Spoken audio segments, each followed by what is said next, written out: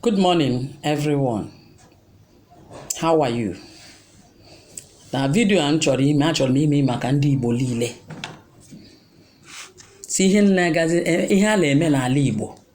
Ụmụazị na-achịgharị ọgwụ. Ọgwụ a na-agwa bụ nle ezigbo ọgwụ. Na na-agwa ezigbo ọgwụ ka okwu anyị ledi.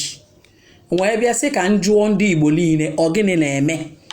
Ihe nke anụnwa anyị na-eme. Anyị ga-emekwa anyị na-achọ ime Chineke ka o wee iwe n'ala Igbo. Ebe niile achere, ebe niile poison, ebe niile ka a na-agha pin. Ile agagharị ụmụazị kịrịkịrị ụmụazị niile apụtacha fio akwara edili ukwu si na ha ghọọ eze nwanyị. Onye ka njila ajụshi ogene. Ọ dịkwala too much. Ọ dị too much ihe ekwensu nwetejere. Wo bịa chi nye n'ala Igbo. Mụla ajụshi.